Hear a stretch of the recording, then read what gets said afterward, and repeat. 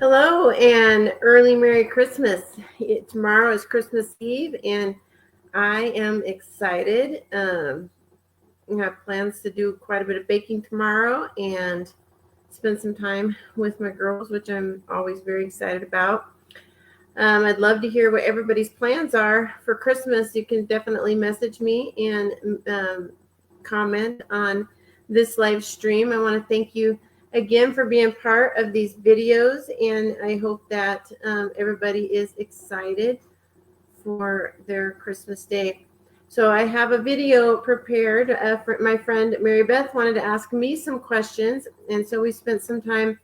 Um, we pre-recorded it because our schedules did we're not compatible this year. But what I'm going to do is I'm going to start playing this video. I hope you all enjoy it and let me know what you think. Hi, this is Tairah with Love Prevails doing one more live feed before Christmas. So I hope everybody's ready for Christmas. I cannot wait. I love Christmas. It's my favorite time of year, but what I like more than anything is getting everything put away the day after, because for me, when it's over, it's over. But I love this time of year and love driving around and looking at the lights and going and doing special things like that. I have my little traditions that I do every year. I wasn't so good at doing them this year, but that's okay. I still enjoy and this making new season. ones, right? Yep. I'm realizing this year that some of these traditions that I had that were so important, they're just not that important anymore. And right now I'm in the process of letting things go and not putting so much pressure on the season and just enjoying it. And I actually it's been good. I haven't had any stress, so you can't beat that. Yeah. What about you? Do you have traditions? Oh yes, and thank you for inviting me back. Yes. I'm MaryBeth, and cheers. This is got our little coffee cups here. Yes. Christmas. I have several, and I'm the girl, like literally people joke like that Tinkerbell escaped from Disney World. That's me. But no, but I was thinking of a really funny story about my mom and her mom. So my mom loves ham. She's always loved ham. And every year we have this big Christmas ham. So she's making the ham and she's like, you're gonna have to learn this because one day you're gonna have to make a ham. And I'm like, oh, sugar packet. I will learn to make a ham if I have to. It's like the easiest thing ever. So she gets out her cutting board and she gets out the ham and she cuts both of the ends off of the ham and throws them away and puts the ham in the pan and wraps it all up and yakety yakety blah blah blah. And she puts it in the oven and I go, why do you cut the ends off the ham? And she goes, I don't really know. And she goes, I think it makes it more flavorful. And I was like, isn't it flavorful enough? And she goes, I don't know, but I'll ask. So she calls her sister and she was like, why does mom cut the ends off of the ham? Because, her mom's passed away several years. And she goes, oh, because dad bought her that baking pan that couldn't hold the ham, so mom had to cut the ends off to make the ham fit in the pan. So it just makes me laugh so that we do a lot of silly things that years from now are going to be like, why did mom do that? And yeah, it'll probably end up being mom was just 10 kinds of crazy. So, yeah. Who knows? But yes, we've got some stories like that. I can't think of any of them right off the hand, or right off the my head. But I cooked a ham earlier today. I cooked a ham earlier today, so my freezer is full of ham, so I can make beans and split pea and eggs and all sorts of stuff with it. Yeah, one thing I will never change is my tree. My tree is so important to me, and there's a lot of things on here that are so important to me. And so that I did change some of the way I decorated this year, but never my tree. Never. Yeah. Well, let's get into it. Let's talk about Love Prevails. I have a lot of questions. I know you said that you wanted to come on, ask me some questions, and so I'm a little uneasy about being interviewed myself, but definitely, what questions should I be you nice have? to her? Yes, I think I will. Because I'm jolly. That's right. Yeah. First of all, I wanted you just to introduce again which Love Prevails, like kind of what motivated you to start that, and kind of in general what it is, and we'll go from there. Definitely. With Love Prevails, my little spill, we do provide intervention and support services for people that are struggling with addiction, mental health, and my sole purpose is to help those that are struggling. And my reason for getting into this is kind of twofold. One, when I started this journey, I did not know that I had, issues with alcoholism. It never even occurred to me. But I did know that I needed mental health care, but I didn't know where to turn. And I started out actually with, on Facebook, this group that I was a part of. They kept posting this divorce group, like week after week after week. And I kept, I was at a place where I was just like, I need help. I need to reach out for help. But the only thing I could think of was this divorce group. Well, I hadn't been married since 2003. And so I was just like, and then my husband had died. And so I was thinking, I don't fit into this crowd. It's been too many years. But after a while, I just kept thinking, well, maybe this is maybe I need to reach out. And so I did, and they welcomed me in, and that's kind of how I started my journey. But I didn't know where to go. And so I want people to know that there's help out there. And even, whether you know or not, you can pick up the phone, you can message me, and we'll talk it through. My next reason why is struggling with my girls and the things that they were going through. Again, I didn't know where to turn, and I was devastated through that. And there's help out there, and people that know what you're going through. And so I just realized that I wanted to be there for other people. And my heart is in this. This is where my passion is, and the focus that I feel like I am being led in. And so that's why I started it. Nice.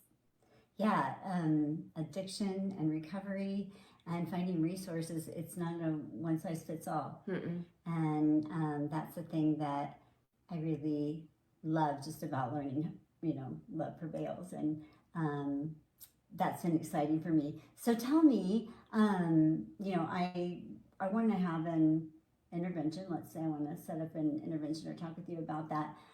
The term is used so loosely, intervention. I mean, it can mean 1,000 different things to so many people. And tell me specifically what intervention looks like. All right. And so we can talk about that. And you're right, it does get used really lightly. I've had people tell me just in conversation, oh, I'm going to do an intervention with this person, or I'm going to do an intervention with this person. And I actually had some family members do an intervention with me. And what ended up happening is at the time I wasn't drinking, what they saw is I had a glass of wine, and I had tripped and spilled it on my wall. And so I had this drink of wine on my white wall. And so when they saw that, immediately she's an alcoholic, but at the time I wasn't drinking, but maybe a glass of wine here, a glass of wine there. I just happened to trip.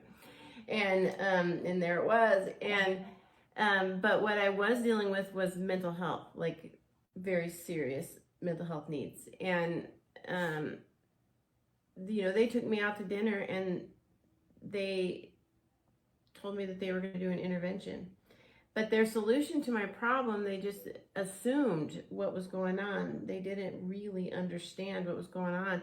The solution to my problem was I ended up living in a basement, sheets for our walls. My girls were really little. They took over my finances and decided they were going to pay all my bills. And I had like $150 that they'd give me a week. And it ended up being a disaster because one, that wasn't what I needed. I didn't have any debt at the time. I had a good job. My bills were being paid. That wasn't my problem. I needed mental health care desperately. And that situation, it was devastating for me and my girls. And it ended up making my situation by far worse. And while they did it, they did it out of the kindness of their heart. They wanted to help me. Their help was not what I needed.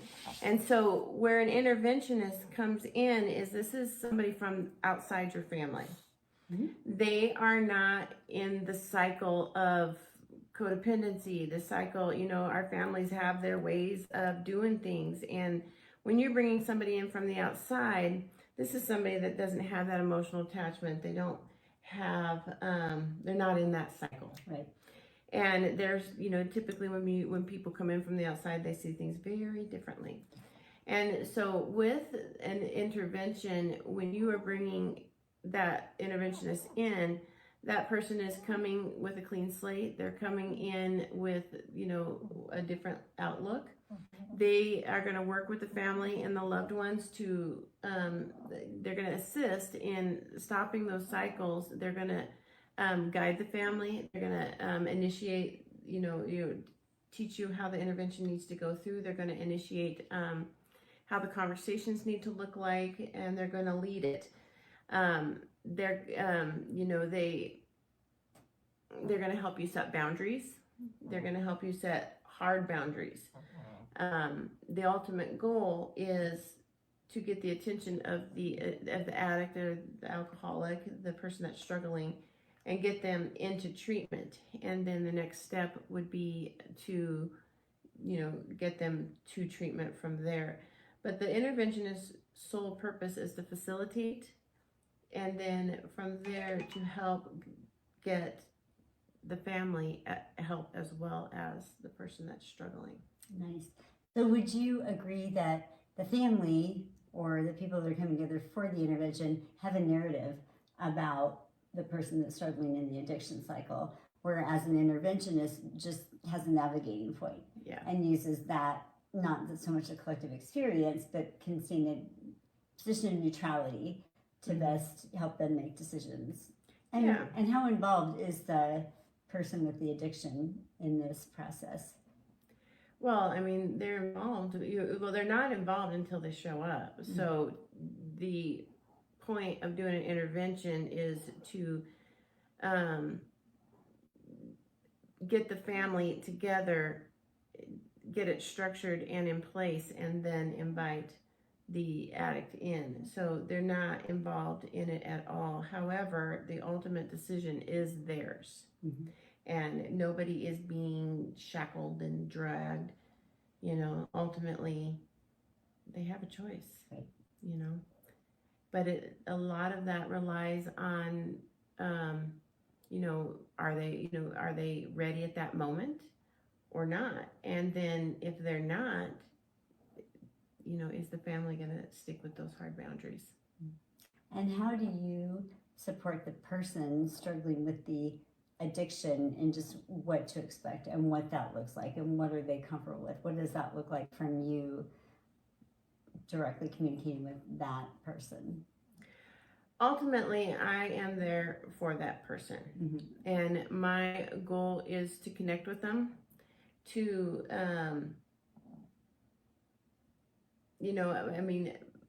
through my lived experience, to be able to understand where they're at. So I'm going to have an understanding of that person that maybe the family's not going to have, because I'm coming in without the judgment. I'm coming in without the hurt and without what could possibly be years of disappointment. And my ultimate goal in that intervention is to connect with the person that's struggling and to let them know I understand and I'm here to help.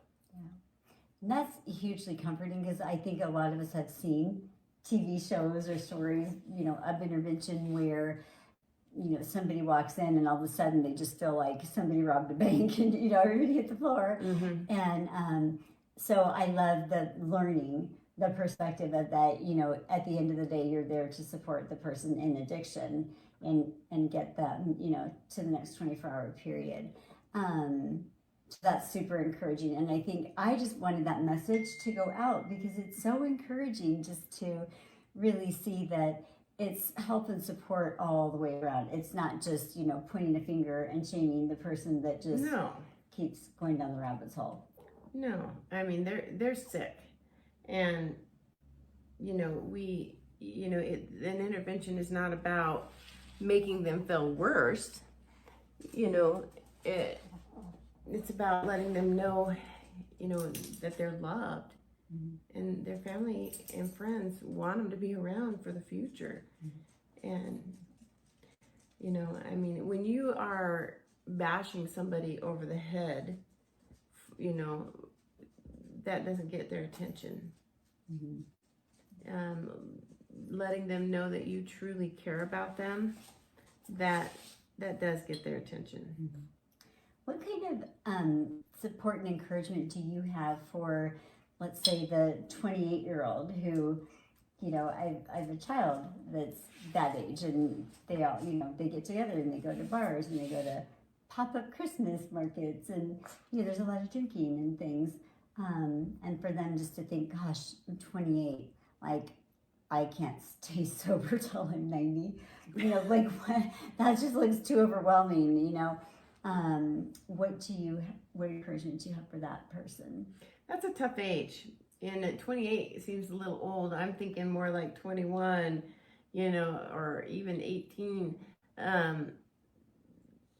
That's tough because that's the age where, you're supposed to be going out and having a good time and partying, college age, you got your friends, you're just beginning life. So that's what you would expect to be doing. And stick around. I think on the 6th, I have a young kid who sobered up very, very young. I think it was 16. He's gonna come and tell his story, and it's gonna be. I'm excited. This kid is pretty awesome in my book, but that would be really, really tough because, let's say 21, you're just now at the age where you can go to the store and buy your own alcohol. That's a big deal. And ultimately, we don't have to think about when we're 90. We just got to think about today. Yeah. And if we can get through today, then tomorrow you just got to think about tomorrow. So what I tell people that I work with, I actually have somebody I'm working with right now who's really young. And she's always telling me, I just can't do this forever, and everything is forever and forever and forever and forever. And I tell her on a regular basis, we don't even have to think about it forever. We just got to think about right now. You can't plan forever. And the truth is there are people that have a lot of years of sobriety that do go back out. Mm-hmm. And, they typically, if they make it back with, some pretty bad horror stories. You just have to think about today, and learning to have fun in different ways is a part of that. Yeah. And getting, healthier ways is a part of that. And normal drinkers don't need to go out and party all the time. Yeah. Just those of us that are not normal drinkers are, I don't know that there is a normal user, but normal drinkers, that's how we think. Not how the average person thinks. Yeah. So what's been your biggest takeaway from this journey? Obviously, you started it with an intention to, is it progressing the way that you saw that? Like, what's your biggest, the thing that you've learned the most, and the thing that excites you every single day to just continue this path and to really love and support those families, that just think, will it work this time? Mm-hmm. Will it stick this time? That's two different questions there. So my biggest takeaway is, you had asked if this is going in the direction that I'd like for it to go. And it is. And every time I think about, you know, I'm going to say the future, because there are some things that you can plan in the future, not everything. And every time I think about what I'm doing, you know, when I went to work full time and I was working every day, 9 to 5, doing this, it was full of dread. I don't have dread. I have excitement. I feel that I'm 100% on the path that, you know, my higher power wants me on. This is where my heart is and what I want to do, and things are falling into place as I go. And so I'm very excited and hopeful about my future with this. As far as giving people encouragement as to whether or not their loved ones stay in a program, is that what your question was? Well, just that they're like, is it going to work this time? Like they're kind of at the end of the road sometimes for those families. And I even say like the people that we left behind in our addiction, because emotionally we were just unavailable to them. So that maybe to give them hope that, you know, we keep moving forward, or what words of wisdom do you have for them? We cannot put our expectations on other people. And in my last video with Keith, we talked about if there is no desire, there is no recovery. However, sometimes that desire just comes later than others. And, you know, some of us do require more time and more, I don't know if falls is the right term that I want to use, but there are some people that require more. You know, I know people that have been in and out of rehab multiple times before they get it. Some people can get a couple years of sobriety, go back out, and then come back. You know, the hope is that they make it back and that they do find their way. And some people, their rock bottom is darker than others. And it's just a matter of trusting in your higher power, trusting God, getting yourself healthy, finding your own recovery. And because it's out there, even if you don't have an addiction problem yourself, there is recovery for you, and focusing on you and what you need to do. And just trusting that the same God that looks out for you is looking out for them.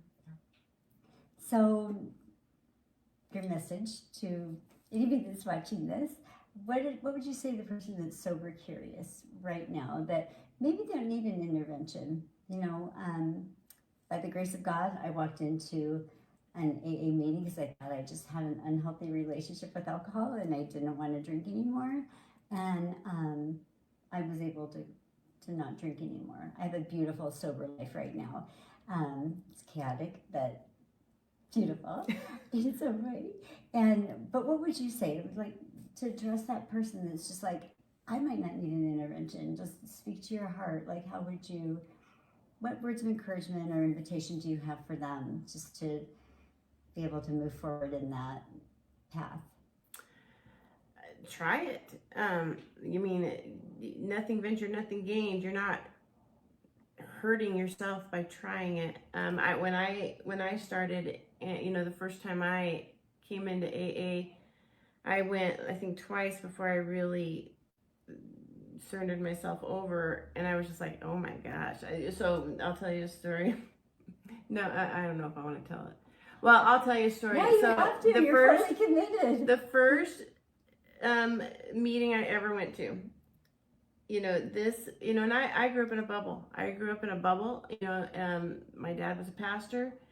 You know, I grew up in a bubble, and this guy is sitting in there talking about how he, you know, his last drunk and how ugly, and it was bad, and how he had shit his pants. And I'm sitting, and then he comes up to me after the meeting and tells me more about that, and I'm like, oh my gosh. I was like, these are not my people, and I don't want anything to do with it. And I did not go back for a year or two. And then I realized, you know, and I did end up going into treatment, and I heard way crazier stories than that. And that's what was really eye-opening for me. Oh my gosh. because like I said, I grew up in a bubble. Being in a treatment facility around people that I never would have surrounded myself around before, ever. It was the biggest eye opener for me. I had my roommate. She was I believe it was heroin. I can't say for certain, but she was sold as into slave sex trafficking. I had her tattoo on her chest, everything, her branding, and I understood people. I understood with some of the things that these people had gone through, and I had never experienced that. Yeah. But I understood why they use the way they use, why they bury, and I mean, it just changed my life. I honestly would recommend a stint in rehab to absolutely everyone, because it will open your eyes to what is really going on around you, and it'll change your life. It changed my entire life. And the second time I went in was a different type of facility, but still very similar stories. And those are two experiences I would never, ever, ever want to get back, because they changed my entire life. And that's when I was more open to hearing the stories and more open to, quite frankly, it took my judgmental side. I'm not going to say away, because I think it's pretty natural to be judgmental, but I'm a whole lot less judgmental of people and much more understanding of people than I ever was before that experience. And so, I mean, you have nothing to lose, but you have a lot to gain. Yeah, I love that. And true to your point, where this journey has taken me, which is beyond my wildest imagination, I now actually get to work in a prison with women, and I take meetings into the prison and get to share my experience, strength, and hope with them and listen to their stories. And, I feel more comfortable in there sometimes than I do out in the world. Right. To be honest with you, my heart for those women and the way that they just fight every single day just for joy and the wisdom that they have, I feel I've gained so much more than I've lost. Someone once said, with sobriety, are you willing to give up everything to drink, or are you willing to stop drinking and get everything back? And for me, that's what it's been. And so I love my friendship with you. I love to learn from you, to see your videos. I hope you guys look forward to seeing them on Mondays. They're amazing. But more than anything, I just wanted you to share your heart today for, the families that struggle, for the people with addictions that are just humiliated or not sure where to go. Whatever it is, reach your bottom, didn't reach their bottom, that there is a place for them. And that they can reach out to you. Yeah. And I love that. And not everybody goes through the same circumstances. There are people out there that, the people go through horrific stuff, and they recover and they move forward. And,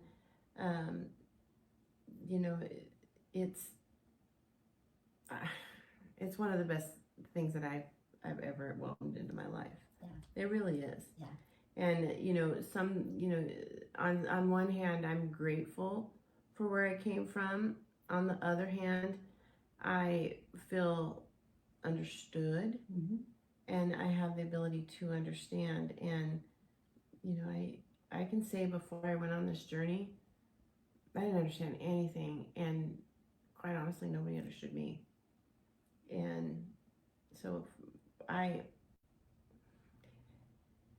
grateful. I'm very, very grateful for this journey, because it's been a good life, and it's made me a better person and a better friend, a better mom.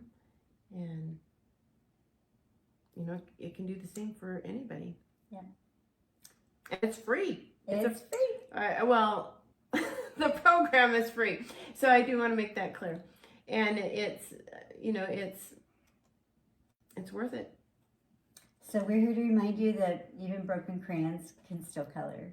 And so I'm glad you were able to join us today. And thank you for sharing your heart and your mission. And you're such a bright light in the path of sobriety and sober curious. I appreciate you. Oh, I do. I appreciate you a lot. And Merry Christmas. Merry Christmas. Happy holidays. And I want to thank everybody again for watching. You guys are very important, and I'm getting a lot of really good feedback still, and I appreciate that MaryBeth is taking an interest in this, and I hope to have her on again and again and again because she's an amazing person. And tune in every Monday at 3:30, and we're going to continue these posts. I've got several people lined up to share their stories. We're going to have Whitney on again.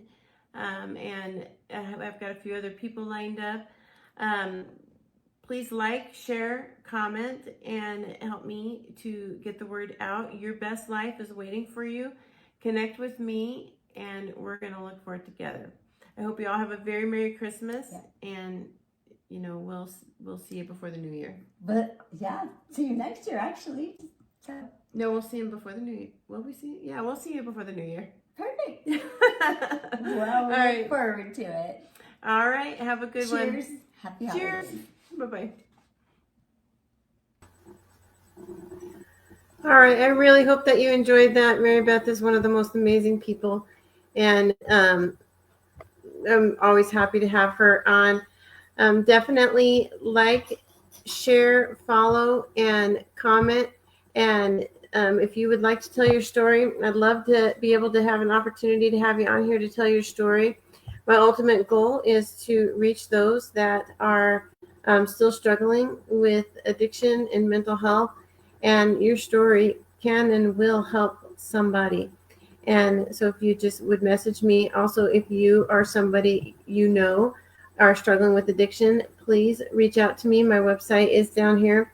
And I would love the opportunity to speak with you. You can also send me a messenger and message.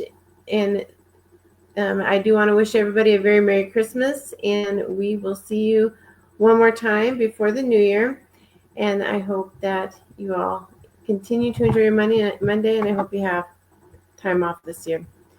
All right. Have a good one. And thank you again for watching.